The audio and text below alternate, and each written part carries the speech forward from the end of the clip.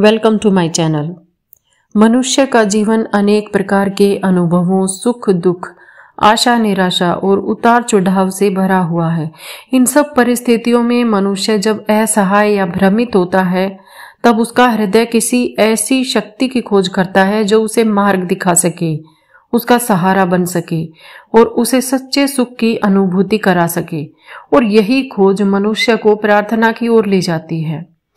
प्रार्थना केवल शब्दों का उच्चारण या किसी मंत्र का पाठ भर नहीं होता। प्रार्थना हृदय की वो गहन पुकार है जो किसी परम सत्ता की ओर समर्पित होती है।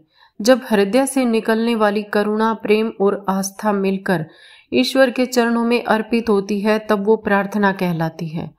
और ये मनुष्य और परमात्मा के बीच का जीवंत संवाद है। प्रार्थना का अर्थ ये भी नहीं होता कि केवल कुछ मांगना ही इसका उद्देश्य हो। सच्ची प्रार्थना वो है जो ईश्वर को धन्यवाद दे, उनका स्मरण करे, उनके गुणों का गान करे और अंततः आत्मा को उनसे जोड़ दे। प्रार्थना से मनुष्य का जीवन संतुलित होता है। यह केवल धार्मिक कर्मकांड ही नहीं बल्कि मानसिक, आध्यात्मिक और सामाजिक स्वास्थ्य का भी आधार है। प्रार्थना मन को शांति देती है, ये आत्मविश्वास को बढ़ाती है और जीवन की कठिन परिस्थितियों में आशा की किरण जगाती है। प्रार्थना से व्यक्ति अहंकार से मुक्त होता है और ये आत्मा को ईश्वर से जोड़ने वाला एक सेतु है। अब सवाल ये आता है कि भगवान श्री कृष्ण से ही प्रार्थना क्यों करनी चाहिए।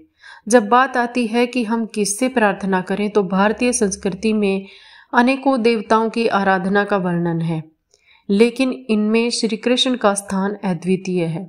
श्री कृष्ण केवल एक देवता नहीं बल्कि संपूर्ण अवतार हैं। वे प्रेम, करुणा, नीति, धर्म और जीवन के यथार्थ का अद्भुत संगम है। वे गीता के नायक हैं, गीता के गायक हैं, जिन्होंने जीवन जीने का मार्ग सिखाया। वे बाल कृष्ण हैं तो मुरलीधर भी हैं, रास बिहारी भी हैं और कुरुक्षेत्र के सारथी भी। वे भक्तों के हृदय में बाल सखा बनकर बसते हैं और गीता में गुरु बनकर जीवन का सत्य बताते हैं। इसीलिए जब हम भगवान श्री कृष्ण से प्रार्थना करते हैं तो हम केवल किसी एक रूप से नहीं बल्कि संपूर्ण ब्रह्मांडीय शक्ति से जुड़ते हैं। प्रार्थना का स्वरूप श्री कृष्ण के प्रति कैसा होना चाहिए। श्री कृष्ण से प्रार्थना का अर्थ केवल मंत्र बोलना नहीं है। कोई उन्हें मुरलीधर मानकर प्रेम गीत गा सकता है, कोई उन्हें अर्जुन का सारथी मानकर मार्गदर्शन मांग सकता है, कोई उन्हें बाल कृष्ण मानकर मातृत्व या वात्सल्य व्यक्त कर सकता है, कोई उन्हें योगेश्वर मानकर अपने जीवन की जटिलताओं का समाधान पा सकता है।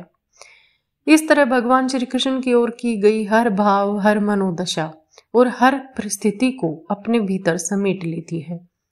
जब हृदय से श्री कृष्ण को पुकारा जाता है तब भीतर से ये अनुभूति होती है कि कोई अदृश्य शक्ति हमें सहारा दे रही है। मन की व्याकुलता कम होती है, जीवन में सकारात्मक ऊर्जा बढ़ती है और ये विश्वास दृढ़ होता है कि हम अकेले नहीं हैं। प्रार्थना मानव जीवन की आत्मिक आवश्यकता है और जब हम प्रार्थना भगवान श्री कृष्ण के चरणों में अर्पित करते हैं तब वो केवल मांगने की प्रक्रिया नहीं रहती बल्कि आत्मा और परमात्मा का मिलन बन जाती है। इसी कारण श्री कृष्ण से प्रार्थना करना केवल धर्म का कार्य नहीं बल्कि जीवन का सबसे गहरा सत्य है। आज की वीडियो में इतना ही। मिलते हैं अगली वीडियो में एक नए विषय के साथ। तब तक के लिए खुश रहें। Thanks for watching. Bye, take care.